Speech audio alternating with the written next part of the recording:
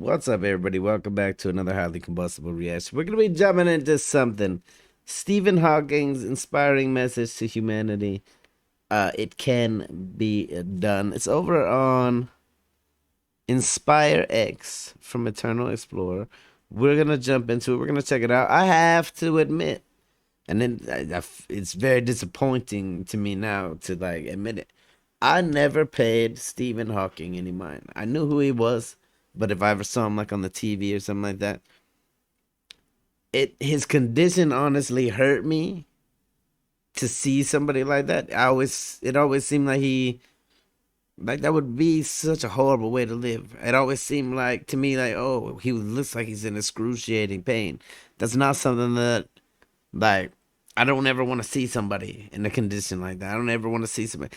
Granted, it's something that he lived with, and it's something back then that I should have stopped and matured up a little bit and took the time to get to know more about him, to get to know more than just that he's a theological physicist. I believe that what is something around there. Uh but I don't really know much about the guy. Definitely. So when I seen it on the list, I was like, you know what? I'm at that mindset where somebody's going through that. And so that means that their story should be heard if they're able to tell their story. I definitely am interested in folks that maybe have things a little bit differently.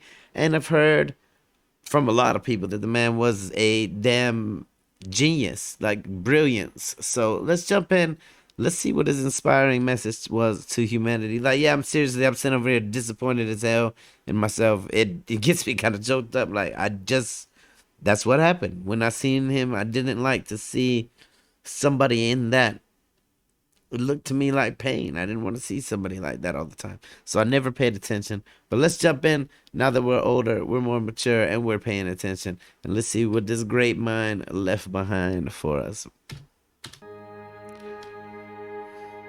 Hello, can you hear me? I was born on January 8th, 1942, exactly 300 years after the death of Galileo. I had come to Cambridge to do cosmology, and cosmology I was determined to do. At that time, it became clear something was not quite right with me. I fell over and had great difficulty getting up again. I spent weeks in Bart's hospital and had many tests. They never actually told me what was wrong, but I guessed enough to know it was pretty bad. The doctor who diagnosed me washed his hands of me, and I never saw him again. He felt that there was nothing that could be done. At first I became depressed. I seemed to be getting worse pretty rapidly. There didn't seem any point working on my PhD, because I didn't know if I would live long enough to finish it. But then the condition developed more slowly, and I began to make progress in my work. After my expectations had been reduced to zero, every new day became a bonus, and I began to appreciate everything I did have. And there was also a young woman called Jane, whom I had met at a party. Getting engaged lifted my spirits. I began to work hard, and I enjoyed it. I decided to write a popular book. While I was writing it, I became critically ill with pneumonia and lost my voice due to a tracheotomy, but I kept putting a lot of effort into the book. I feel a sense of achievement that I have met. When people can do that, it's something else to me. When you can take the worst hand of cards and somehow still manage to stay in the game and obviously do a very, very good job of it. It's just, I don't know, there's a lot of people that get handed a lot less and quit. It makes me kind of look at myself a different way for sure. Hey, maybe my life isn't as bad as I make it out to be. Maybe it could be a lot worse. If these people who got handed a horrible deck of cards, who got the wrong end of the stick, who drew the wrong straw genetically, somehow they ended up with whatever kind of disability it is that they have. If they can turn that around and live a happy, successful, pleasurable life, even in that condition, and still do the things they want to do, still make the contributions that they want to make, like, that's what the hell do I have to bitch about? Like, we're only halfway in, but I'm telling you, this is already like a slam in my heart that I didn't pay attention sooner. Effort into the book. I feel a sense of achievement that I have managed to make these contributions, despite having ALS. I have not allowed my disability to stop me doing most things. My motto is there are no boundaries. When we see the Earth from space, we see ourselves as a whole. We see the unity, and not the divisions.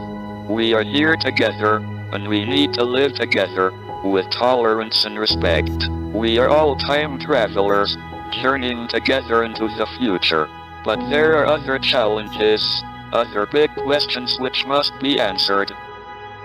How will we feed an ever-growing population? Provide clean water, generate renewable energy, prevent and cure disease, and slow down global climate change. I don't think we will survive another 1,000 years without escaping beyond our fragile planet.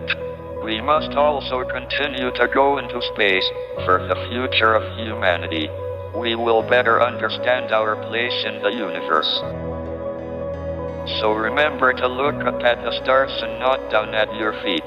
Try to make sense of what you see, and wonder about what makes the universe exist. Be curious. And however difficult life may seem, there is always something you can do, and succeed at. It matters that you don't just give up. While there's life, there is hope.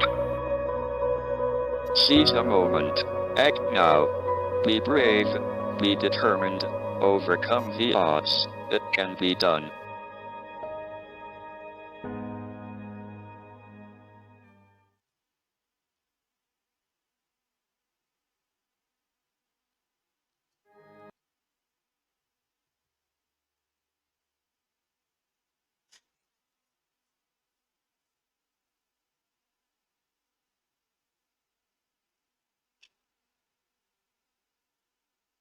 There's nothing that I'm gonna say right now that's gonna come close to anything that was already said. So I'm gonna keep it as little as possible without me breaking down. Definitely wish that I would have paid attention sooner. Definitely wish that I would have looked more into this man while he was still on the earth. Definitely makes you feel like you missed out on something. But I'm glad that I have somebody that's bringing some of his wisdom to me for sure. If you guys enjoyed it, make sure that you get over and show Inspire X some love. We're already subbed up. We've already smashed the like button. If you enjoyed it, go do the same. It's right there inside of the description. Definitely one that you can listen to 1,000,000 times for reminders. Smash the like button if you liked it, the dislike button, but I won't believe you. Check out the other video over there. Until the next one, highly combustible. You guys be happy, healthy, safe, and live to the moon and back. Peace.